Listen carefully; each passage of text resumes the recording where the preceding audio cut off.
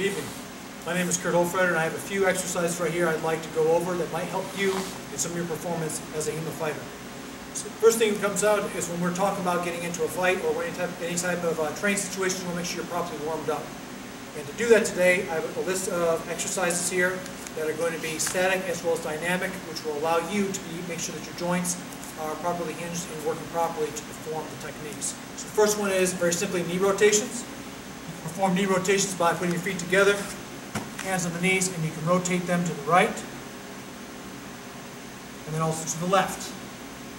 Repetitions are based off of what you feel are good. Normally you're going to feel a nice warm kind of glow within your joints as you go through that way. If you feel any sharp pain or any type of distortion along those lines, you want to stop immediately. So that's the first one. Once you've got your knees, everything here kind of hinged up, the next thing you want to go through is as far as your leg swings. For this one, you might have a partner that you may have to work with.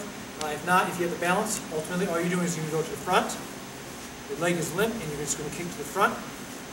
This is working your hip area. Switch it up to the other side.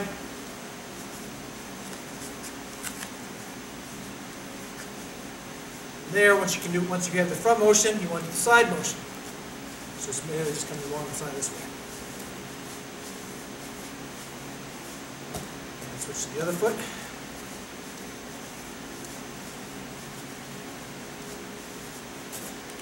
Next one is side straddle hops, or you probably know as jumping jacks, which is simply just going like this.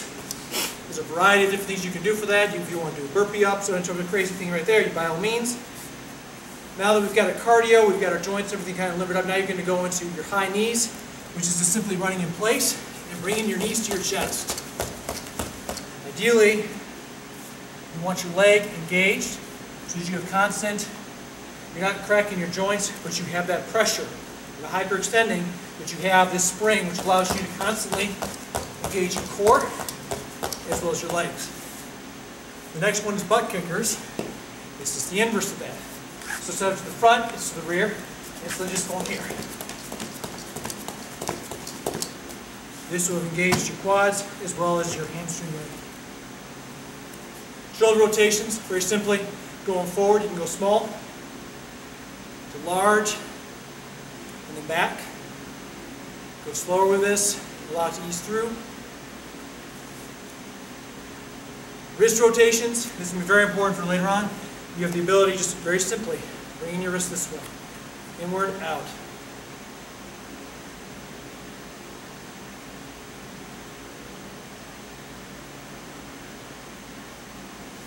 So once you have your wrist kind of loosen up that way, air squats and then side lunges. These are very important. So when you do side lunges or any type of leg exercise, there's a lot of misnomers on this. A lot of people like to do this. This is bad. Your knee should not go over your foot. Ideally, you want to have shoulder length apart. If you have to have your hands out, you can tell right here they're about 90 degrees. It's like I'm sitting down in a chair. If you can't go all the way down, that's fine. Just go down to the point where you feel the engagement right here in your quads. Back should be straight. Side lunges.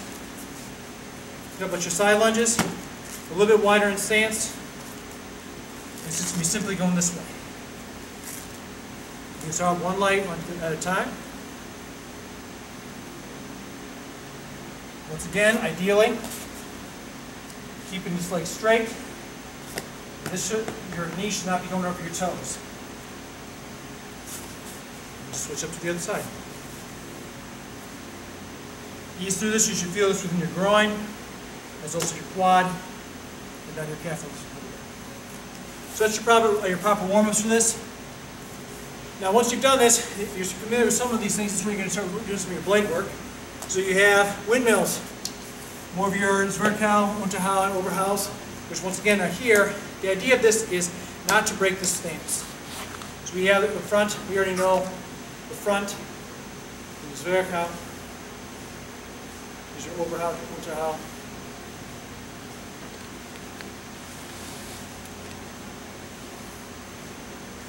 Combination it up. Let's get yourself warm as far as that transition. From there, once you got those transitions, now you have your shoulders, you can engage some weight. You have the five master house. From here, engaging into your Zornhaar Ort. Again, ideally you want to have the same count for each, so just do 5 right there. Do a Schielhaal. Werk out, once again, this is just for instructional purposes.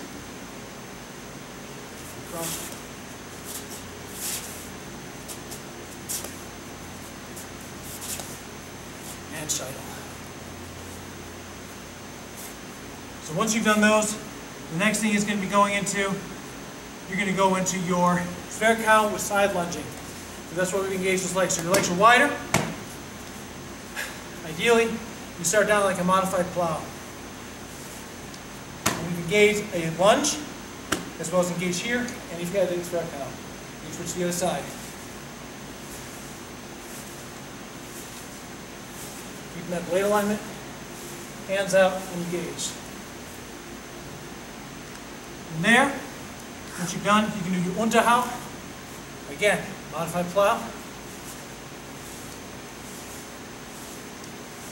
Engage those hips.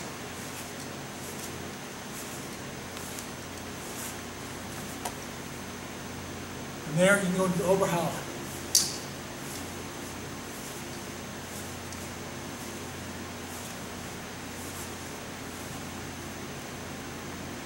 There's thrusts. They can be landed as well.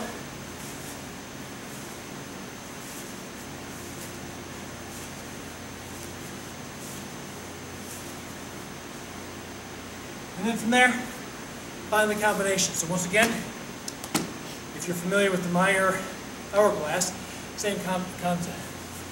Unterhau, Zwerch, Oberhau, thrust into,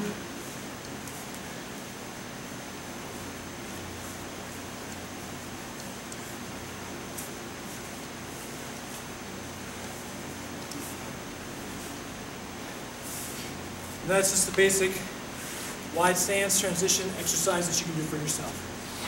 I hope this helps.